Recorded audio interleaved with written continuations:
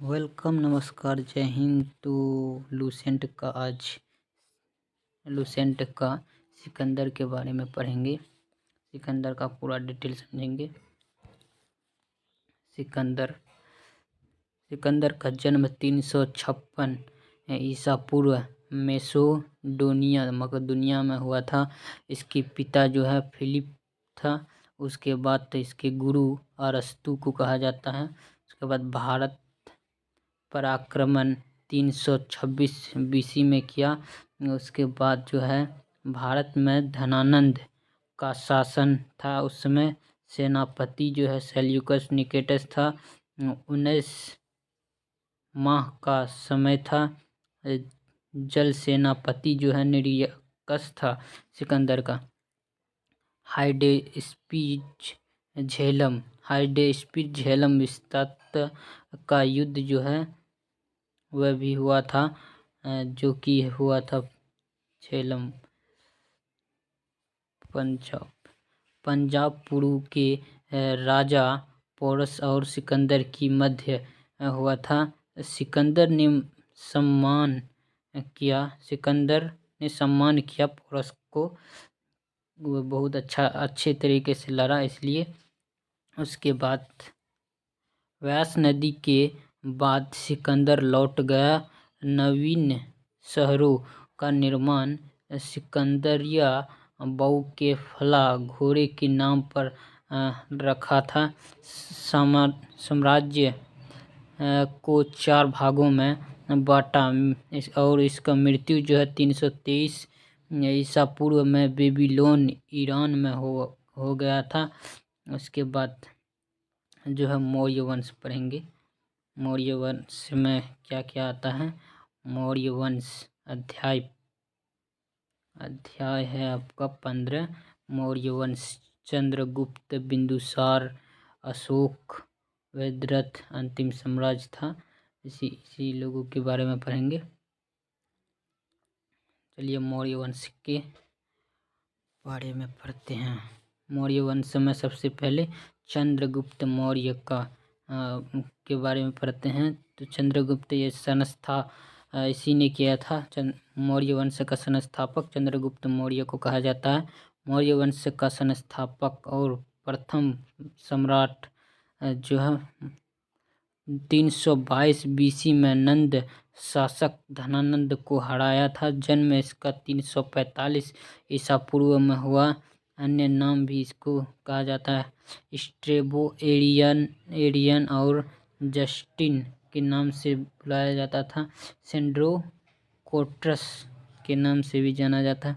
एपियासन व प्लूटार्क एट्रोकोटस के नाम से जाना जाता था। निरियाकस ने सेरकोटॉप्स के नाम से जाना जाता था। विशाखदत्त की मुद्राक्षस विसल निम्न कुल का था। उसके बाद मौर्य वंश का प्रधानमंत्री जो है चाणक्य, कौटिल्य, विष्णुगुप्त भी इसको कहा जाता है। इनके पुस्तक भी लिखा गया है।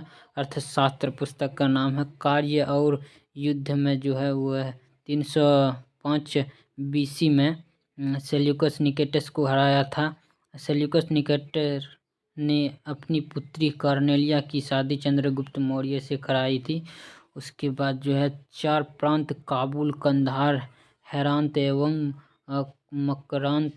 मकरान चंद्रगुप्त को दिया था। कार्नेलिया से शादी किया था। तो उसके बाद है रुद्रदामन का जूनागढ़ गिरनार अभिलेख जो है वह संस्कृत भाषा का सबसे बड़ा अभिलेख है।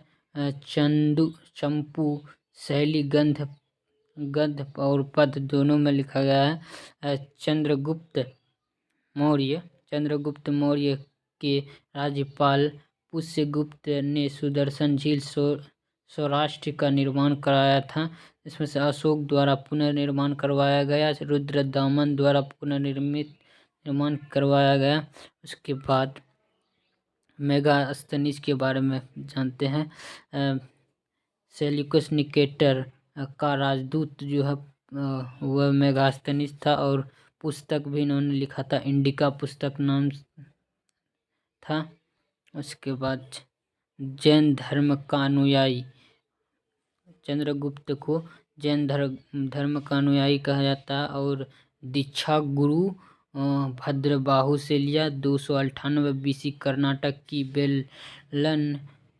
श्रवण बेलगोला में जैन विधि संकलन विधि पद्धति द्वारा प्राण त्याग दिया। उसके बाद जो है उसका मेगास्थनीज की पुस्तक इनके था इंडिका पुस्तक। इसमें चंद्रगुप्त मौर्य के दरबार में सेल्यूकस का राजदूत बना था। विवरण है मेगास्थनीज के अनुसार सम्राट का जनता के सामने आने के अवसरों पर शोभा यात्रा के रूप में जश्न मनाया जाता है। उन्हें एक सोने के पालकी में ले जाया जाता था। उसके बाद उनके अंगरक्षक सोने और चांदी से अलंकृत हाथियों पर सवार रहते थे। ये जो पुस्तक इंडिका पुस्तक में लिखा गया है, इंडिका पुस्तक में ये सब लिखा गया है। उसके बाद कुछ अंगरक्षक पैरों को लेकर चलते थे। इन पैरों पर प्रशिक्षित तोतों का झुंड रहता था जो सम्राट के सिर के चारों तरफ चक्कर लगाता रहता है। राजा सामान्यतः हथियारबंद महिलाओं से घिरे होते हैं। उसके बाद उनके खाने के पहले खास नौकर उस खाने को चखते थे। वे लगातार 2 रात एक कमरे पर नहीं सोते थे। पाटलिपुत्र एक विशाल प्राचीर से घिरा है जिसमें 570 बुर्ज और 64 द्वार हैं।